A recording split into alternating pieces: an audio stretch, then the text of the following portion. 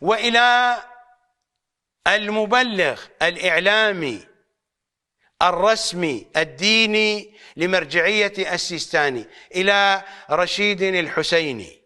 وماذا يعرض لنا رشيد الحسيني؟ إنه لا يميز بين حرف الضاد والضاء، هذا لا يعرف المسائل التي تدرس في الابتدائية.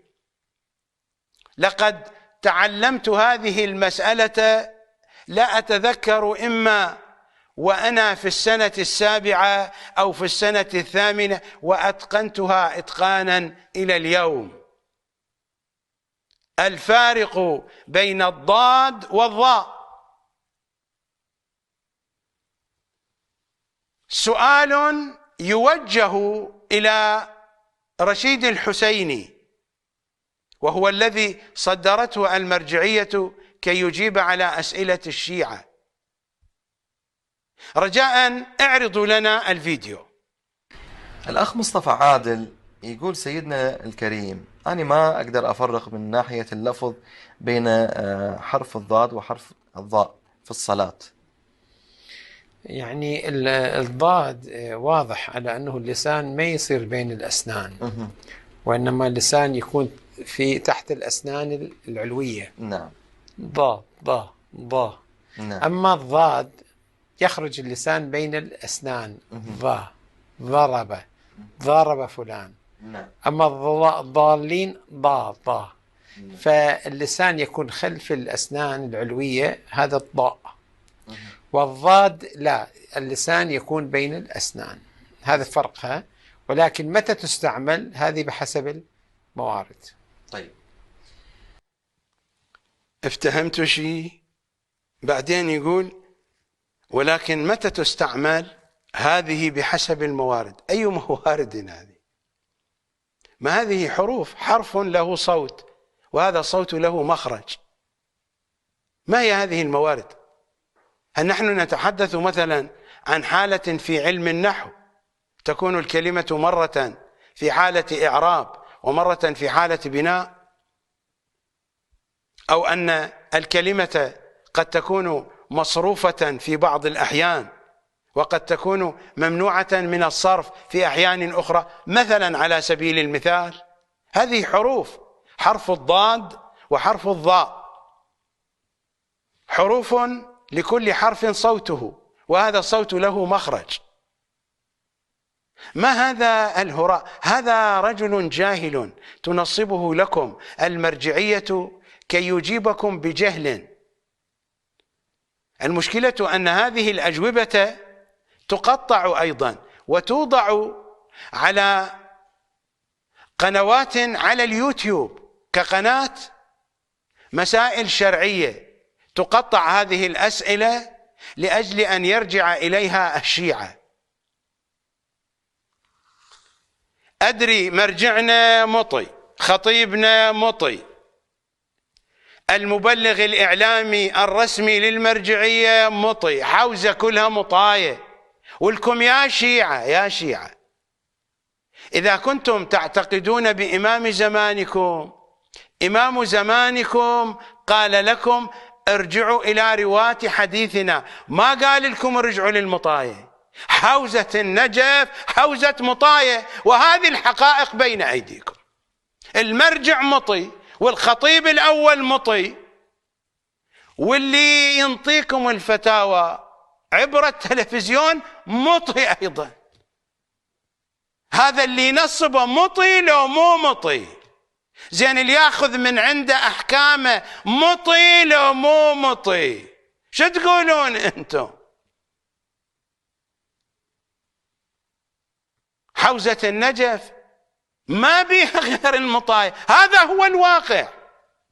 فلتخرج لنا حوزة النجف راوية حديث يحفظ حديث العترة ويلقي حديث العترة بالوجه الصحيح، ويشرح لنا حديث العترة وفقا لقرآنهم المفسر بتفسيرهم بحسب بيعة الغدير. لا يوجد في النجف شخص واحد بهذه المواصفات. بس إذا تقولون أكو مطاية، كلهم مطاية، أو مطي أرذل من مطي، وهذه الحقائق بين أيديكم. وكذبوني، كذبوا هذه الحقائق والوثائق. هم بس مستعدين يصدرون فتاوى على زيارة الحسين. طايح حظهم. رجاء أعيدوا بث الفيديو، وأتمنى على المشاهدين إذا افتهموا شيء خلي يراسلونا يقولون شفتهم، حتى احنا هم نفتهم وياهم. الأخ مصطفى عادل يقول سيدنا الكريم: أنا ما أقدر أفرق من ناحية اللفظ بين حرف الضاد وحرف الضاء في الصلاة. يعني الضاد واضح على أنه اللسان ما يصير بين الأسنان، وإنما اللسان يكون في تحت الأسنان العلوية. نعم. ضا. نعم. أما الضاد يخرج اللسان بين الأسنان. ضرب فلان. نعم. أما الضالين ضا. فاللسان يكون خلف الأسنان العلوية، هذا الضاء. والضاد لا، اللسان يكون بين الأسنان، هذا فرقها. ولكن متى تستعمل هذه بحسب الموارد. طيب زين، هذا ما يدري الفعل ضرب بالضاد أخت الصاد، هذا يصور أن ضرب بالضاء أخت الطاء. لاحظتم لفظه ومثاله؟ زين، هذا شو يعرف؟ هذا شو متعلم؟ هاي المرجعية اللي يجيب لكم هيك مطاية، مرجعية مطاية لو مرجعية نوابغ، شو تقولون أنتم؟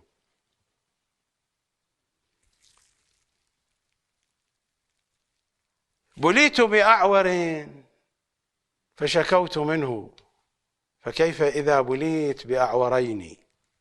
مرجعية مطاية، خطباء مطاية، مبلغين على التلفزيون مطاية، واللي يرجعوا لهم ياخذون منهم دينهم هم مطاية.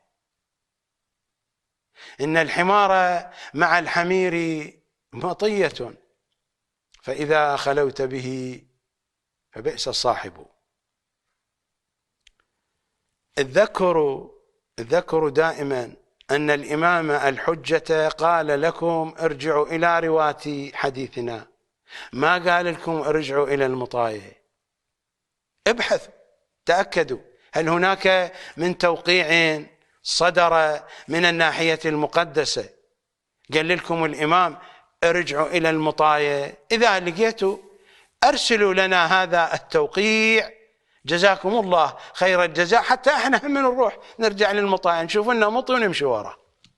إذا كان الإمام الحجة أمرنا بهذا، الذي أعرفه أن الإمام الحجة أمر الشيعة بالرجوع إلى رواة الحديث، ورواة الحديث لهم مواصفات لا يوجد في النجف واحد منهم. الموجودون في النجف حمير بالمعنى الرسمي. الوثائق والحقائق طرحتها بين أيديكم.